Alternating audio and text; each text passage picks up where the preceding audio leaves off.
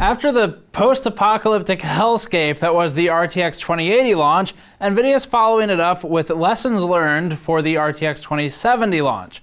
By and large, technical media took issue with the 2080's price hike without proper introduction to its namesake feature, that'd be RTX, which is still unused on the 2070.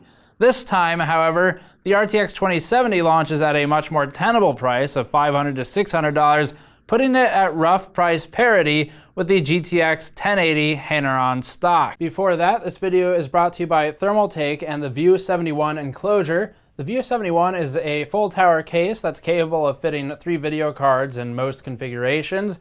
It's also one of the better cooling cases in our recent case testing bench lineup.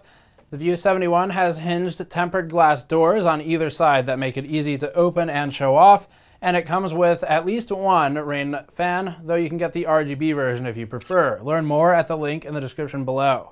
The RTX 2070 still has the same problem. It's basically a dead horse on the ground that's been beaten for about a month now, and that is the fact that RTX isn't really a thing you can use yet. So we can't really test that feature. There are things that use it, but they're still all tech demos.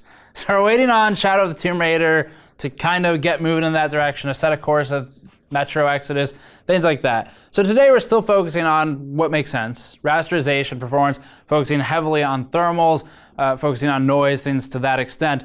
And there are a couple things here that are also worth going over, which is this is a good study of how resolution impacts performance. So in this specific use case, the 2070, we're looking at a scenario where memory bandwidth becomes a potential limitation as you approach those higher resolutions. So the 2070, you'll see in the charts, will deviate from the 1080 as the resolution decreases. As you get towards 1080 in some games, not in all of them, you'll see that too.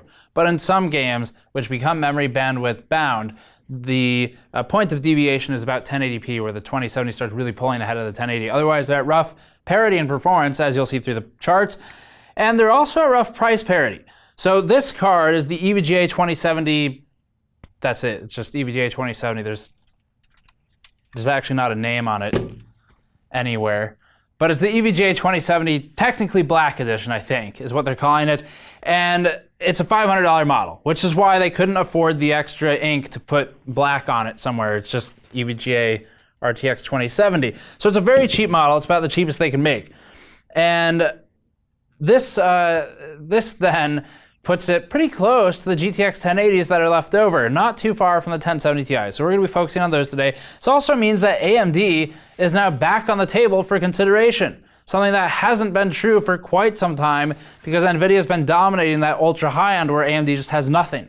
And so it's interesting because of NVIDIA's dominance of that high end, it's all anyone's been talking about, because there's no reason to compare it to stuff that is $400 cheaper, typically. And it almost takes retraining yourself to remember that you have to look at AMD and their Vega 64 and 56 cards because they're actually priced pretty close to this these days. So that is another thing we want you to pay attention to in the charts today. Quick notes here on architecture. It's all the same as the other Turing stuff, but the block diagram for the TU-106-400 GPU is on the screen now. That's the 2070. It's the same structure as the TU-102 that we discussed, except it's hacked in half for a total of 3 GPCs. The rest of the containerization remains the same, and we'd recommend watching our Turing architecture discussion for more of that. In short, there's still one overarching command processor at top that deals with shoving things into GPU memory from the PCIe bus and tasking the workload. There are then 3 GPCs under it, each of which contains 6 TPCs, each of which contains 2 SMs, and then there are 64 FPUs within those streaming multiprocessors. The end total is 2304 FP32 FPUs, or CUDA cores if you prefer to use NVIDIA's language here, but they're floating point units, if we're being honest. So it's an interesting comparison to the once high-end Pascal cards. So let's get into it. We're gonna go through the review. We've got gaming notes, thermals, noise, and overall value. F1 2018 is an ego engine game by Codemasters, offering a stand-in benchmark for comparison against most other Codemasters titles or racing games. This game is highly GPU intensive, even at 1080p. We'll work towards that resolution as we go.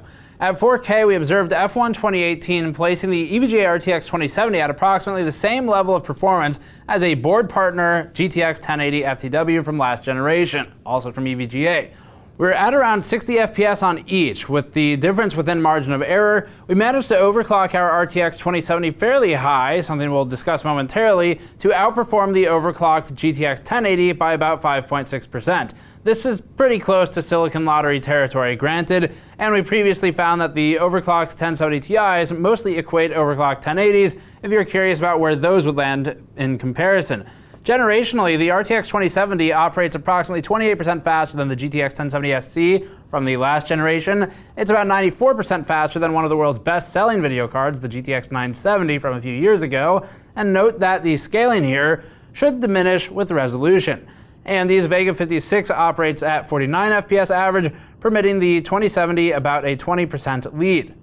And 64 is a bit more comparable, as we'll see throughout the rest of these results. At 1440p, the RTX 2070 scales approximately 4% over the GTX 1080 that we tested, operating at an average frame rate of about 102 FPS. The GTX 1070 Ti maintains a 91 FPS average, and the GTX 1070 SC maintains a 78 FPS average. The RTX 2070 holds about a 30% lead over the GTX 1070 SC at this resolution. Vega 56 maintains an 81 FPS average, placing it between the 1070 Ti and the 1070. For anyone on a GTX 970, you're looking at an approximate 2x increase in performance in this test. The RTX 2080 offers a gain of about 30% over the 2070 at a price hike of $300, so significantly more percentage-wise than what you're gaining for performance. Finally, for 1080p, the RTX 2070 manages a 136 FPS average, which still isn't CPU bound, at least on these cards. Overclocking pushes us another 12 FPS higher for a market gain of 9%. Here's where it actually gets interesting. The RTX 2070 now posts a gain of about 8% over the GTX 1080, whereas 4K had them at near equivalence. We believe this is because 4K pushes the memory bandwidth requirement harder, where the 2070 had relatively marginal gains over the GTX 1080. Just to visualize it, here's a chart showing performance deltas between the 2070 and 1080 as resolution scales. Notice that the performance delta starts to grow at 1440p, then widens at 1080p. At 4K, the 2070 becomes choked by its memory bandwidth and meets the GTX 1080. Heat 4 is another good test scenario. This game runs on the Asura engine and is among the best built games from a performance standpoint. We use this game sometimes partly synthetically, as its DirectX 12 and asynchronous compute integrations are the primary points of interest. We restrict testing to 4K on this one, at least until the lower end cards come out.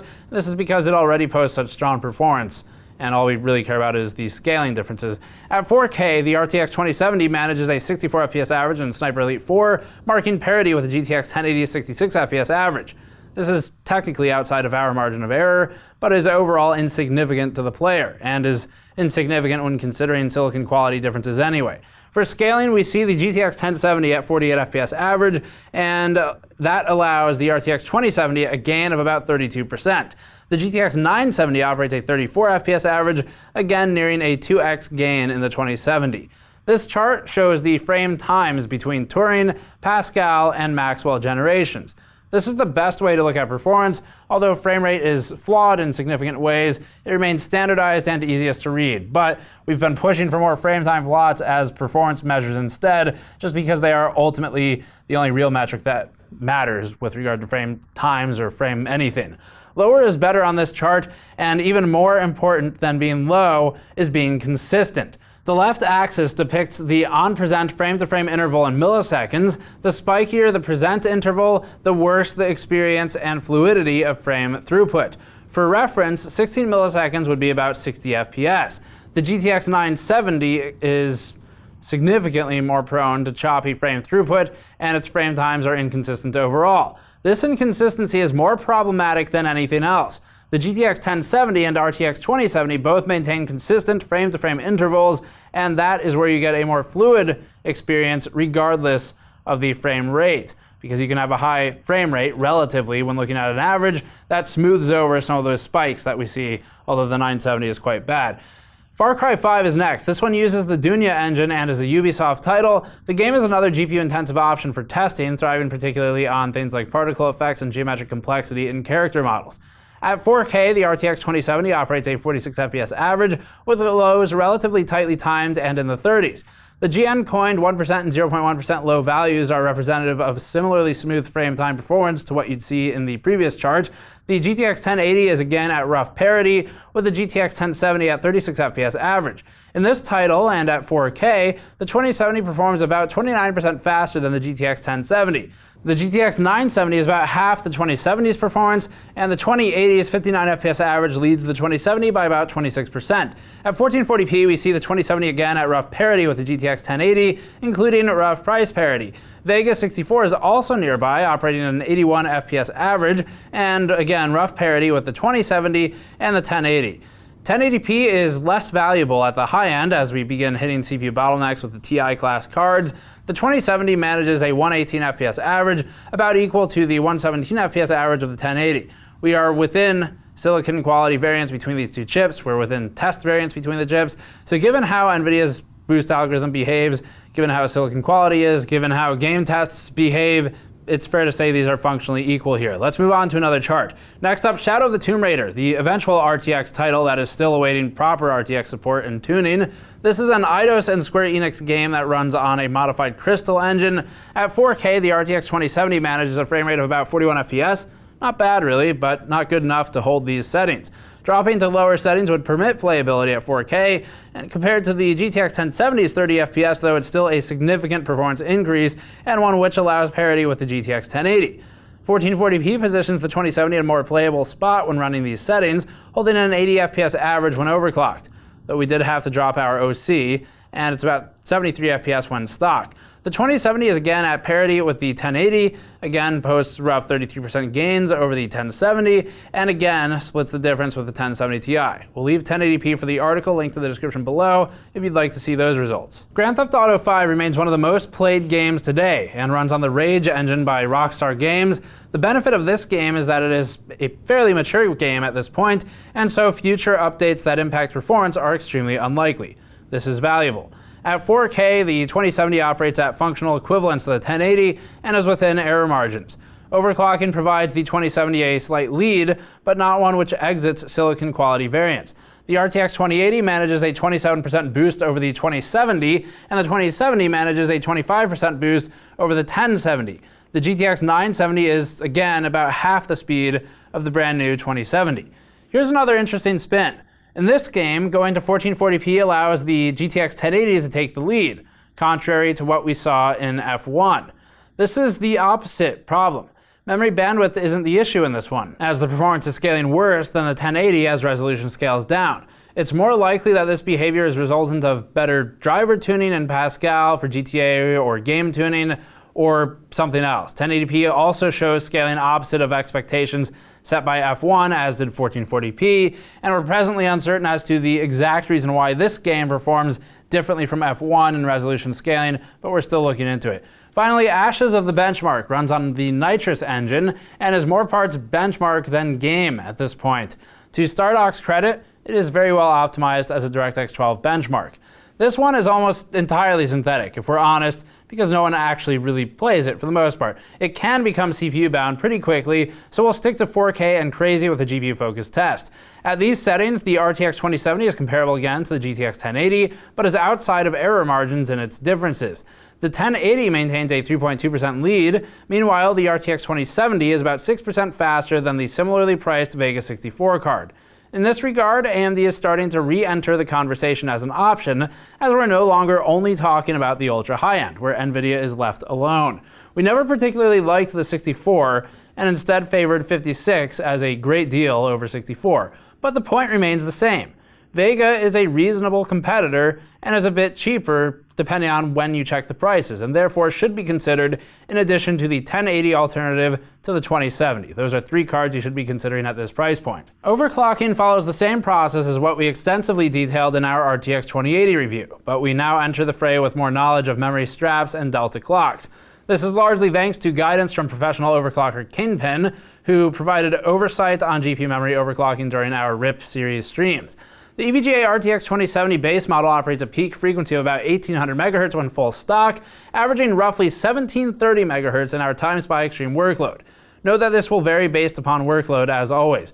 We immediately noticed that power is the only perf cap here, increasing the power target to a maximum of only 114% and changing nothing else. We were able to push the peak clock up another 30 megahertz with the average frequency increasing by about 50 megahertz. From there, we manually tuned until finding stability at about 2000 megahertz peak with an offset of 980 megahertz on the memory.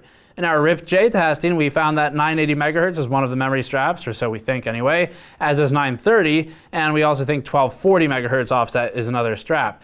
Keeping these temperatures for the GPU die below 50C will allow clocks to average about 1970 megahertz with these settings and on this card, but we found steady state restricting us closer to 53 to 60 degrees Celsius depending on how we controlled the fans. More on thermals next.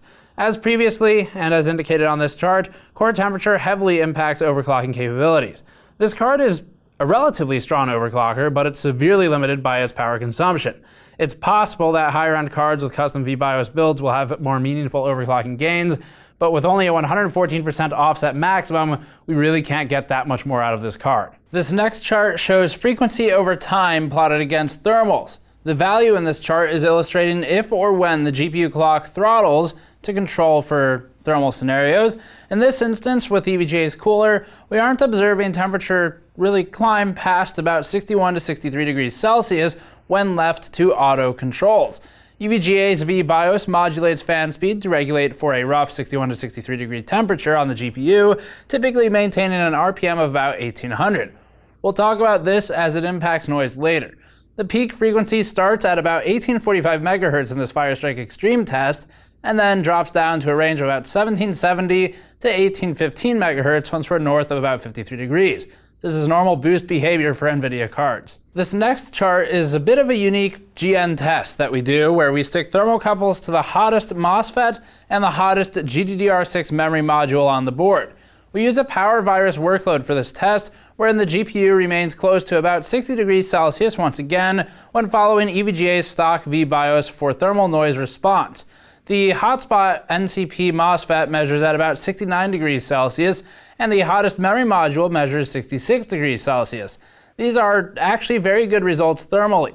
Memory modules typically want to stay under 90 degrees, at least for GDDR5, and MOSFETs can take up to and over 125 degrees Celsius. In this instance, EVGA's cooler is more than adequate, even for a model which is clearly cheap in every other department. Killing LEDs and frills and investing all the spend into the cooler was a good move here. Aside from the obvious power constraints, this MSRP unit is actually a decent thermal performer. The power constraints are the biggest limitation here, but if you're not overclocking, it's also not as big of a concern. And also, to be fair, the power constraint is why thermals are a complete non-issue for this one. It's not really drawing that much power anyway.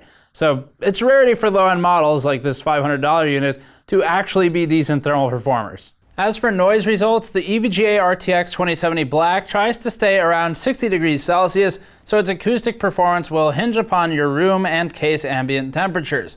For our testing in an ambient environment of about 21C, this had us typically around 1800 to 1900 RPM, where noise levels were about 40 dBA.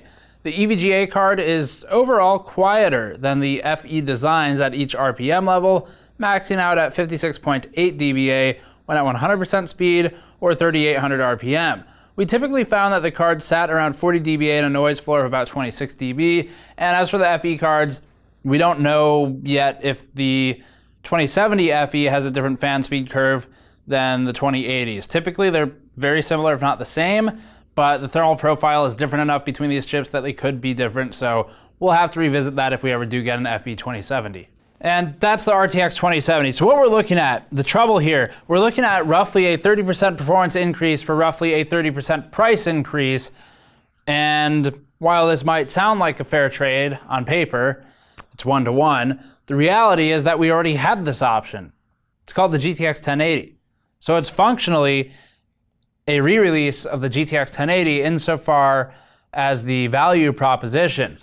Today, buying this thing, it's not any different than buying a 1080. It's the same price increase, it's the same performance increase over something similar last generation.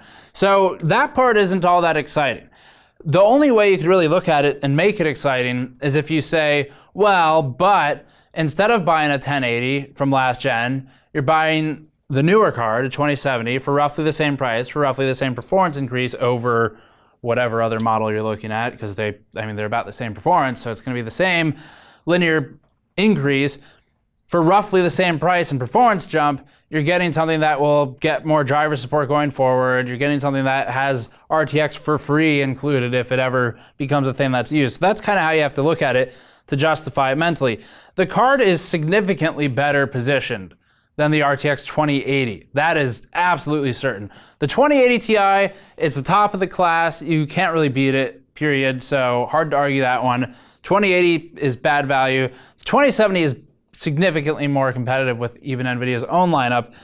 And at $500, you're looking at primarily comparing versus the 1080 and overclocked 1070 Ti and maybe Vega 64, or if you feel like it, a heavily modded Vega 56, which becomes a Vega 64 with enough effort and without any power limitations, which can be done. For historical perspective, the GTX 1070 offered upwards of 50 to 60% performance improvement over the GTX 970 generationally for a price jump that was about 25%, depending on when you're looking at it. So that it moved the bar from $330 on the bottom line 970s to $380 on the bottom 1070s, upwards of $450. Most cards fell around $410, something like that. So it was a much less significant price increase generationally than this one is, and the performance improvement was greater, leaving us feeling like this isn't quite as impressive. Yeah, NVIDIA set a high bar for themselves, and it seems like they're having trouble meeting that bar from last generation. Now, this one we think is much more tenable than the 2080 launch. The 2070 is easier to argue. It is not an exciting improvement, but it is an improvement, and if you want it, it comes with RTX, but that's probably something more suited for developers today because no games have it. So don't buy based on a promise. Do not buy based on promises. You don't know if they'll come to fruition, and we'll stay on top of it as soon as this stuff gets implemented in games. We'll be talking about it. But overall, this is one of those things where it's not a wishy-washy review. It's just either you want the 2070 at $500 or you get a 1080, I guess. And then if you like the idea of AMD, Vega 64 is kind of up and down in price. So when it's down, it's absolutely worth the consideration. It's still somewhat variable, but stock for Vega should be a bit easier to get going forward than stock for Pascal. So you have that to keep in mind as well, depending on how long you're waiting to buy your card. 2070 though, at $500 is reasonable, if slightly off-putting. If let's bump that up. Reasonable, if a decent amount off-putting, but over $500, $550, $600, it's gonna be harder to justify the purchase of this thing, because then you might as well buy like 1080 Ti or something like that. And one more note here, NVIDIA launch tactics. So this is something that you might hear about today, but there aren't too many of these 2070 cards going out for review, actually. They are pretty limited, and there are a few reasons for that. So NVIDIA got the memo. They heard that everyone was upset about the pricing of the 2080 and the 2080 Ti. And to address that, NVIDIA has, to our knowledge, not sampled any, or if they have, it's very few, of the Founders Edition cards, which are $100 over the cost of this one. They're about $600. So not many of those went out, if any at all, to the US media. And instead, NVIDIA asked board partners to fulfill sampling, and NVIDIA required, we got confirmation from NVIDIA on this, that the board partners send a $500 model. And if board partners want to send, for example, a $550 or a $600 model, they also must send a $500 model. And there's not necessarily anything too wrong with that, depending on how you look at it. But from the view NVIDIA presented, it's basically they know that they have a perception problem with price, and board partners typically do send only their best cards out for review, which then really makes that look a lot worse, in addition to the Founders Edition price that was already kind of bad on the 2080. So it's an attempt to make pricing less of a concern, I suppose, for the 2070, and that's why we end up with a $500 card for the launch day review. So it's pretty rare that reviewers get the lowest end parts without buying them. We have typically bought them ourselves. And some of the manufacturers don't even want to send $500 cards because they know they're garbage in a lot of cases. So very few, and we'll give props to EVGA for being one of them, vendors feel confident enough to send out the cheapest model, because at $500, you have to realize just how little room this leaves for EVGA or Gigabyte or MSI to make a good cooler. It's really slim. Low margin part here, and the GPU costs a lot of money. PCB is referenced, that costs money, and the cooler, you're left with like 20 bucks left to spend on the cooler at the end of the day, which is not a lot of money for a cooler. Something good like maybe Strix or the high-end Gigabyte or high-end EVGA coolers, those typically cost about $50 plus or minus 10, 50 to 60 for the really good ones, and there's no room for that here without going to $550. So you're gonna see a lot of $500 cards that have very bad coolers for this generation, but this is not one of them, as you'll see in our thermal notes today. So that's it for this one. Thank you for watching. Subscribe for more. As always, go to store.gamersnexus.net to help us out directly, or patreon.com/gamersnexus to help us out there. I'll see you all next time.